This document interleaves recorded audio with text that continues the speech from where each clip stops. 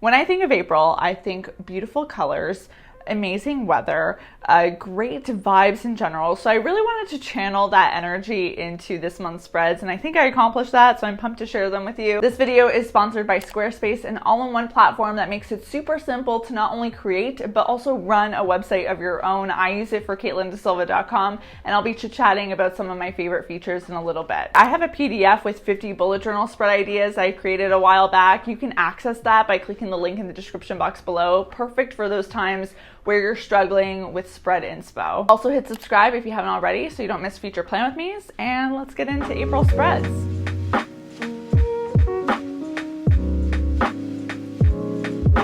This month I really wanted to play around with stickers, and I decided to channel that energy into creating stickers of buildings because I'm feeling extra excited to be walking around Toronto these days now that we're transitioning into better weather.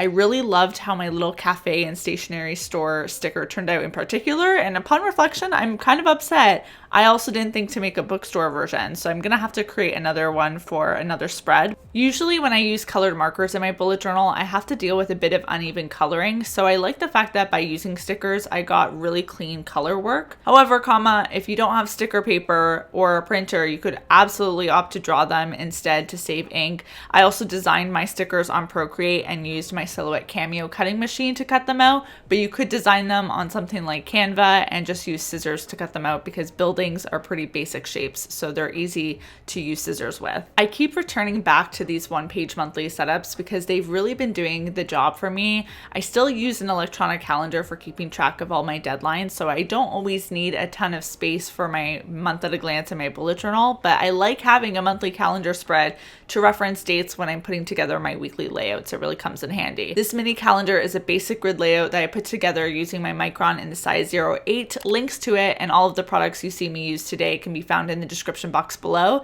and each date is a basic 3x3 dot square. I felt like I needed to integrate the stickers and the black calendar together a bit better, so I made some black grid buildings alongside the sticker buildings to make it look like those black buildings are a bit further away, like shadows. I actually was inspired by this technique by a Rifle & Co print that I've owned since I think I started university. My drawn out buildings are a bit more clean looking because I was using a Micron, but I love the more imperfect look in their print. When people ask me where I get my inspiration for spreads, it's almost always from small details I find in my apartment, whether it's a pattern or a texture that sparks an idea. And I'm honestly shocked it's taken this long for me to get some inspo from this piece because I just think it's so pretty.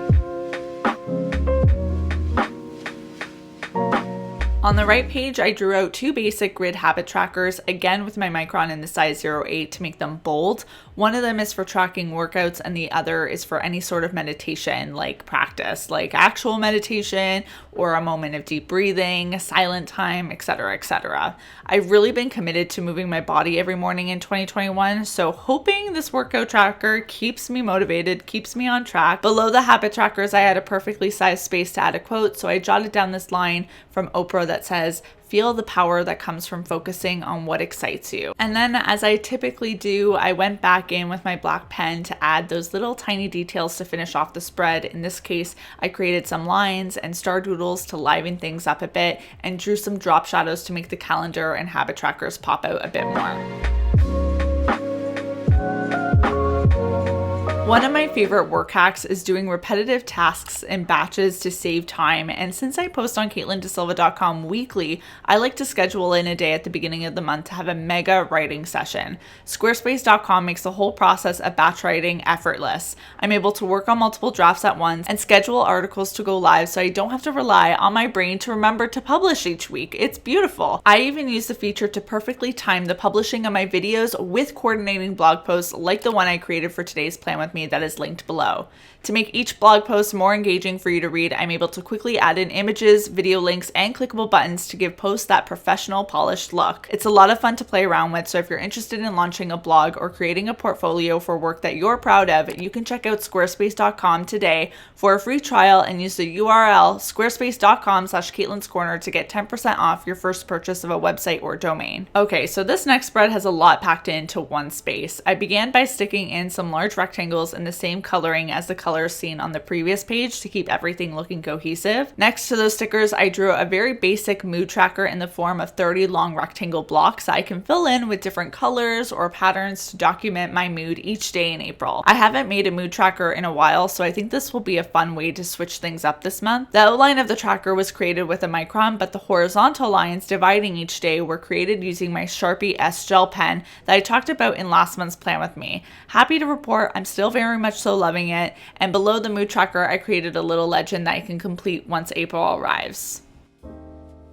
I didn't want the sticker blocks to go to waste, so on the green block, I wrote out the title for my next list, a spring to-do list. I used my Sakura white jelly roll pen in size 08 to write this out. I was having a bit of a tougher time this day writing with it on sticker paper, but I eventually got it working nicely. On the pink rectangle is where I decided to write out my list of spring to-do activities, such as swapping out my winter wardrobe for the warmer weather, enjoying a coffee outside, what a concept, buying a bouquet of flowers, taking a hike, and adding a new plant baby to my family. I had a rectangle of some fabric paper that I really wanted to incorporate this month, so I pasted that in, and I also really wanted to use my new wax seal stamp kit that I showcased myself using in a recent vlog. Because I am new to the wax sealing life, I actually poured them out onto some parchment paper, so if I messed up, I wouldn't have ruined a spread, and then I just pasted in my favorite color in with glue tape. I'll have the exact wax seal stamp kit that I bought linked below. It was under $20 Canadian and had everything I needed. I've been very impressed by it. The stationery lover in me dreamed of owning a wax stamp, so this has been an exciting development for me. And then on the fabric paper, I wrote out a quote from Brené Brown that says, "Staying vulnerable is a risk we have to take if we want to experience connection."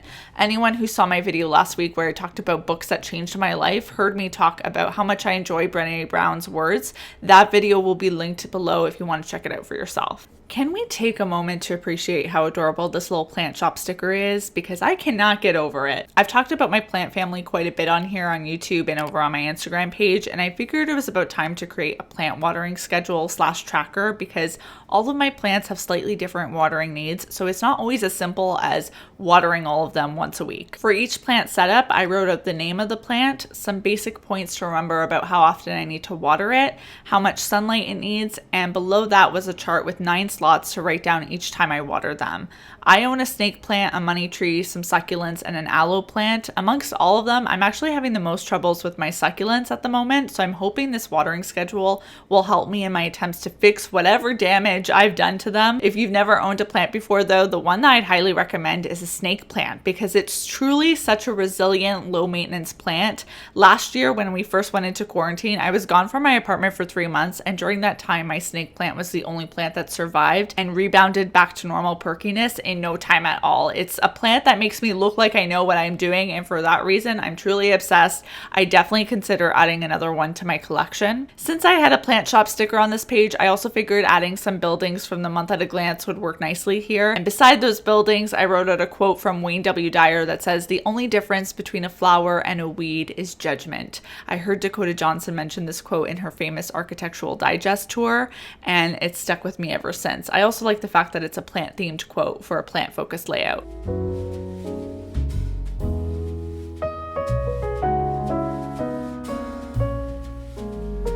At this point, I again felt like the spread needed a little something special, so I drew in some drop shadows on each plant's chart and added some plant stickers that I originally wasn't going to use because they were so small, but they ended up fitting in really nicely as add-ons next to each plant's title. I especially loved how I added some line work coming out of the watering can to look like artsy water.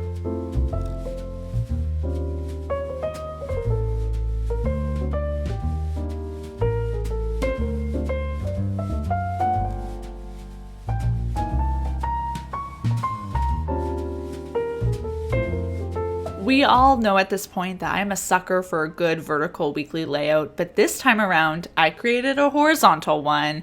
Cue the shock. I typically opt for pretty simple weekly spreads, no matter which kind of layout I do for them, but to add some pop to these 2 pages, I added pink rectangle stickers, so all of my spreads this month have a sticker element tying them together so they feel like one unit, which is something I'm always trying to pay attention to. Each day's planner section is a large rectangle. I added in a checklist on the left margin, but I wanted to keep the area pretty blank so that I can customize it a bit each day to fit my needs, whether it be adding in a reminder block on the the right margin or scheduling out some meals on the side, I have the freedom to just play around a bit when I'm actually doing my weekly planning.